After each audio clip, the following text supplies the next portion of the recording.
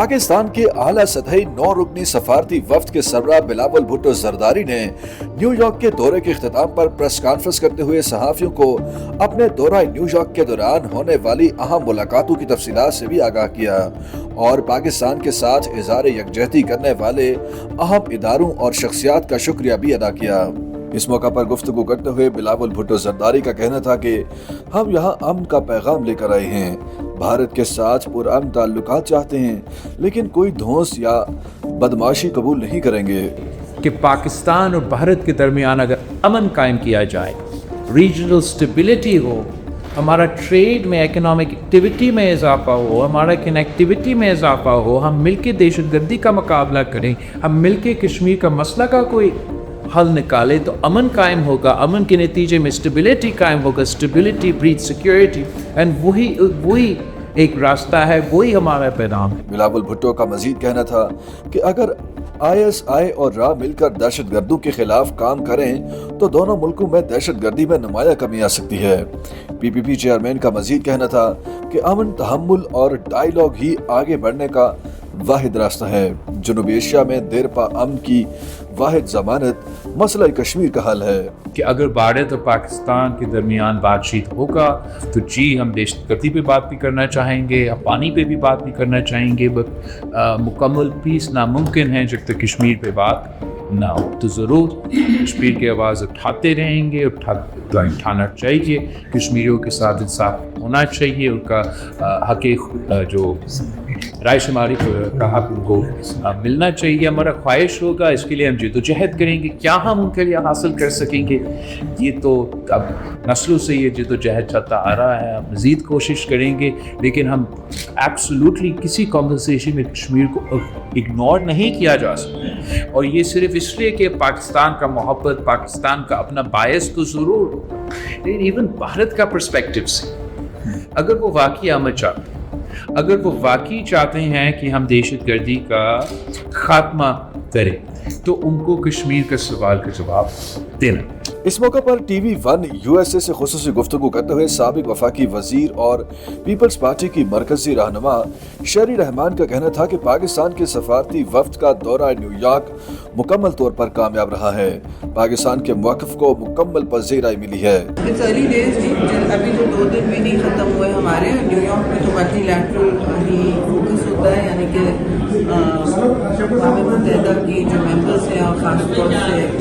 Security council کے members ہیں، ان کو آگاہ کرنا کہ پاکستان میں اصلیت کیا ہے پاکستان کی اس وقت، بیانیے کے علاوہ جنگ میں ہوا کیا، کیونکہ بھارت جو ہے وہ ایک جھوٹ کے پرندے پر بہت کچھ کر چکا ہے، انہوں نے جنگ کر لی ہے، وہ بھی کوئی اس طرح کے روابط نہیں ہیں جس سے ڈی ایسکیلیشن ہو یا جس سے ہاٹ وار میں کمی آئے۔ یہ ساری باتیں ہیں، کشمیر کا ایشو ہے اور پانی کا ایشو ہے، اس واٹر سٹی میں تو لوگ سب نے ہمارے ساتھ کی اور ہم آہنگی کا اظہار کیا کہ وہ نہیں سمجھتے کہ یہ موضوع کام کیا ہے، اور دوسری بات یہ کہ ہم سب کوشش میں ہیں کہ آگے جاتے ہوئے ہم اس ایشو کو۔ اس موقع پر خصوصی گفتگو کرتے ہوئے وفاقی وزیر سینیٹر مصدق ملک کا کہنا تھا کہ ہم دنیا کو سچ بتانے کے امن مشن پر امریکہ میں موجود ہیں، جہاں نہ صرف ہم اقوام متحدہ کو حقائق سے آگاہ کر رہے ہیں بلکہ انہیں باور کروا رہے ہیں کہ مودی کی انتشار پسندی پورے خطے کو آگ میں جھونکنا چاہتی ہے۔ عالمی طاقتوں کو موجودہ صورتحال میں اپنا کردار ادا کرنا چاہیے، کیونکہ جو بھارت نے ایک ڈھونگ رچا رکھا تھا، ایک اسموک اینڈ مرر کا کھیل بنا رکھا تھا کہ کنونشنل وارفیئر کے اندر تو ہم پاکستان کی ایسی تیسی تو پھیر دی، ایسی تیسی 2 مرتبہ آپ نے دیکھا، پہلے جہاز گرائے، اس مرتبہ 3 گنا جہاز گرائے،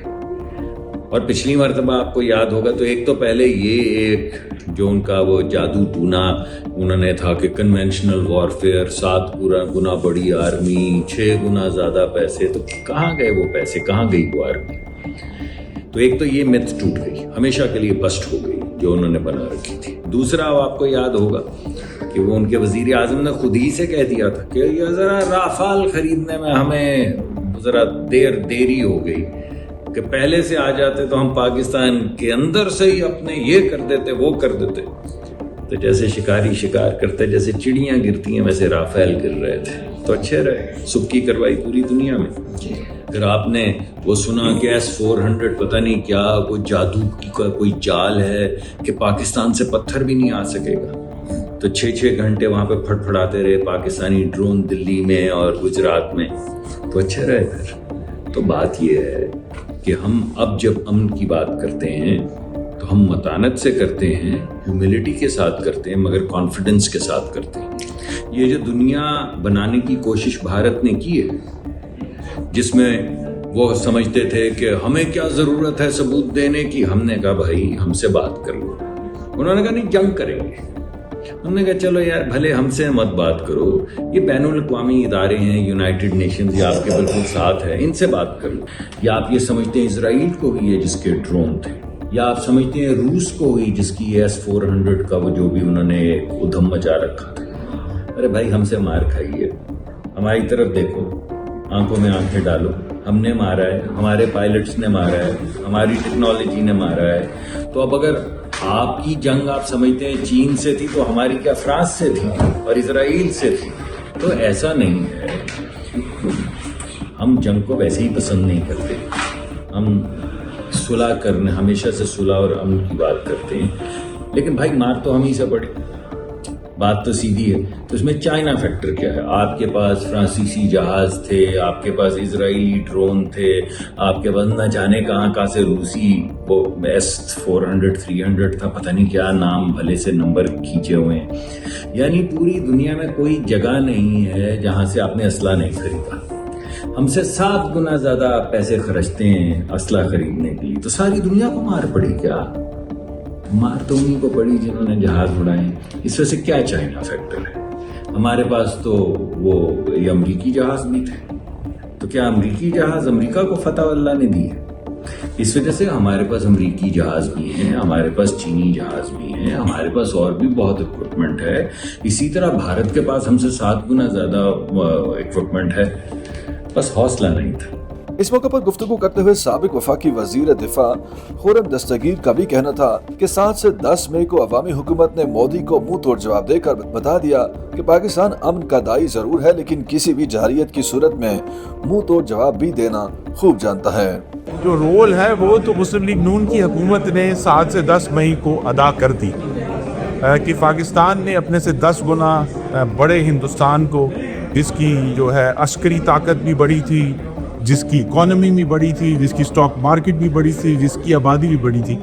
تو مسلم لیگ نون نے الحمدللہ وہی کردار دہرایا ہے جو محمد نواز شریف نے 1998 میں کیا تھا، کہ اپنے سے بڑے ہندوستان کو ایک منہ توڑ جواب دیا، پاکستان کا جھنڈا بلند کیا اور پاکستانیوں کے اندر نیا اعتبار بڑھا۔ خیال رہے کہ 6 روزہ امریکی دورے پر موجود پاکستان کے 9 رکنی سفارتی وفد میں چیئرمین پاکستان پیپلز پارٹی بلاول بھٹو زرداری، ڈاکٹر مصدق ملک، خورم دستگیر، شری رحمان، ہنا ربانی کھر، فیصل سبزواری، تہمینہ جنجوعہ اور جلیل عباس جیلانی بھی شامل ہیں۔